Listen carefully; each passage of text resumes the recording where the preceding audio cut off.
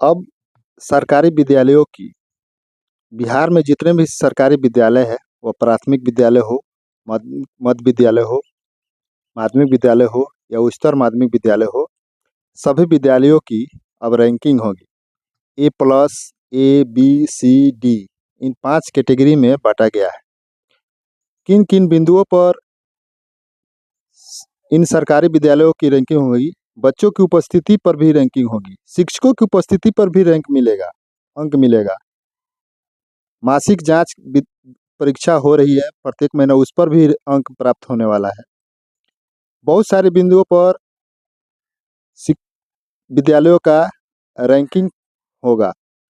इन सभी बिंदुओं पर चर्चा करेंगे, पूरे बृहद रूप से चर्चा करेंगे, बारीकी रूप से चर्चा करेंगे किन किन बिंदुओं पर कितने अंक रखा गया है। नमस्कार, मैं हूं शंभुनाथ महतो और आप देख रहे हैं हमारा यूट्यूब चैनल शंभुनाथ ब्लॉग्स।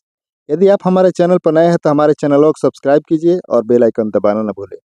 तो चलिए सबसे पहले शिक्षा विभाग के अपर मुख्य सचिव डॉक्टर एस सिद्धार्थ की सुनते हैं। डॉक्टर एस सिद्धार्थ को सुनते हैं, उन्होंने विद्यालयों की रैंकिंग पर क्या कहा है। उसके बाद इन सभी बिंदुओं पर विस्तृत रूप से चर्चा करते हैं। देखिए, आपको जानकारी होगा कि हम लोग की अर्धवार्षिक परीक्षा चल रही है और सभी स्कूलों में अगले 4-5 दिन में सभी अर्धवार्षिक परीक्षा होगी।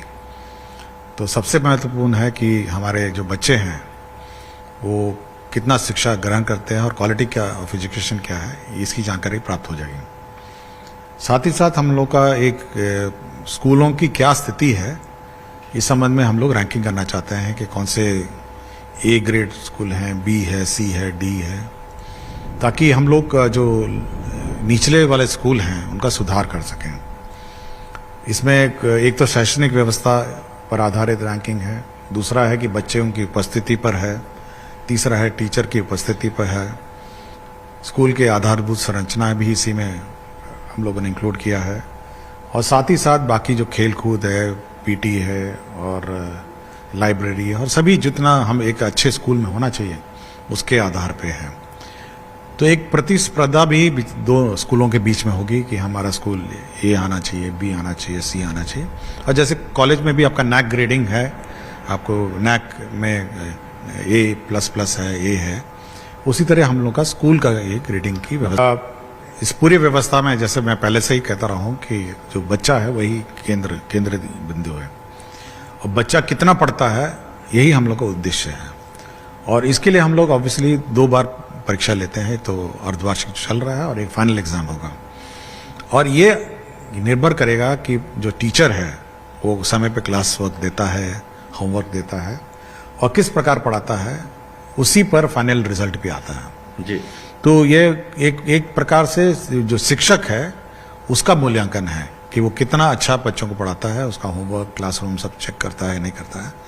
तो इसलिए हम लोगों ने यह भी निर्णय लिया है कि जो टीचर का जो एनुअल परफॉर्मेंस अप्रेजल है, उसमें बच्चों का जो अर्धवार्षिक परीक्षा और फाइनल एग्जाम का जो रिजल्ट है उसकी जो उपलब्धि है वो टीचर के रिपोर्ट कार्ड में भी हम लोग हमने देखा सर अभी उसमें। तो आपने डॉक्टर एस सिद्धार्थ अपर मुख्य सचिव शिक्षा विभाग का क्या उन्होंने विद्यालयों की रैंकिंग के संबंध में क्या कहा है आपने सुना। अब आपको पूरे विस्तार से बताते हैं कि जो पत्र निकला हुआ है उस पत्र में किस प्रकार के गतिविधियां होने पर आपको कितने अंक प्राप्त होंगे।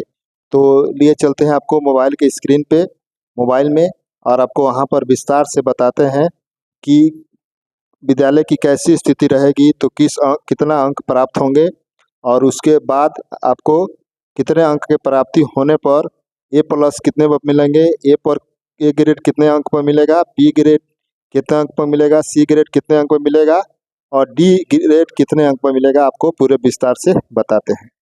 डॉक्टर एस सिद्धार्थ, भारतीय प्रशासनिक सेवा अपर मुख्य सचिव शिक्षा विभाग, बिहार सरकार का विद्यालयों की वर्ष में 2 बार रैंकिंग किए जाने के संबंध में पत्र जारी किया गया है। और अब हम इस बिंदु पर विस्तार रूप से चर्चा करेंगे कि किस रैंकिंग के लिए किस बिंदु पर कितने अंक निर्धारित किए गए। तो सबसे पहले जो बिहार में सरकारी प्राथमिक मध्य विद्यालयों की रैंकिंग की जो रूपरेखा तैयार की गई है, सबसे पहला जो बिंदु है वह है आपके शिक्षण और अधिगम अवलोकन क्षेत्र, 60 अंक रखा गया है। अर्धवार्षिक और परीक्षा और वार्षिक परीक्षा में औसत अंक 20 अंक रखा गया है। और उसके बाद मासिक जांच परीक्षा में औसत अंक 10 रखा गया है। पिछले 3 माह में छात्रों की औसत उपस्थिति के आधार पर भी अंक रखा गया है, 10 अंक है। पिछले 3 माह में शिक्षकों की उपस्थिति पर भी 10 अंक रखा गया है। छात्रों के क्लास वर्क, होमवर्क, वर्कशीट की नियमित जांच हो रही है कि नहीं, इस पर भी 5 अंक रखा गया है। इसी तरह से विद्यालय में शिक्षकों की उपस्थिति पर भी अंक रखने का मतलब है कि विद्यालय में कितने शिक्षक की उपस्थिति कैसी है, उस पर भी अंक निर्धारित किया गया है। विद्यालय अवधि उपरांत सहायक कक्षाएं मिशन दक्ष चल रही हैं कि नहीं, इससे संबंधित भी 3 अंक रखा गया है। नियमित रूप से शिक्षक अभिभावक संगोष्ठी का आयोजन हो रहा है कि नहीं, इससे संबंधित भी 2 अंक रखा गया है। और उसके बाद बात कर लेते हैं साफ सफाई और स्वच्छता के संबंधित, इस पर भी 15 अंक रखे गए हैं। जैसे देखिए, पहला है अच्छी तरह से तैयार। यदि बच्चे साफ सुथरे आ रहे हैं, उनके नाखून कटे हुए हैं, उनके बाल संवरे हुए हैं और साफ स्वच्छ पोशाक पहने हुए हैं, उसके लिए 5 अंक निर्धारित किए गए हैं। कक्षा की साफ सफाई पर 2.5 अंक है। रसोई घर की साफ सफाई है, उस पर 2.5 अंक है। विद्यालय परिसर की साफ सफाई है, उस पर 2.5 अंक है। शौचालय की साफ सफाई है, उस पर 2.5 अंक। इसके बाद संसाधन का उपयोग पर भी 12 अंक रखे गए हैं। सभी नामांकित बच्चों के लिए यदि बेंच डेस्क की उपलब्धता है तो उसके लिए 2 अंक है।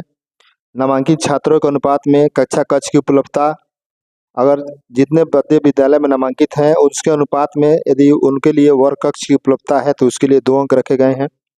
और बच्चों के लिए जल आपूर्ति के लिए व्यवस्था है कि नहीं, इस पर भी 2 अंक रखे गए हैं। ICT लैब का उपयोग हो रहा है कि नहीं, उस पर भी 2 अंक रखे गए हैं। कुल 100 अंक रखे गए हैं।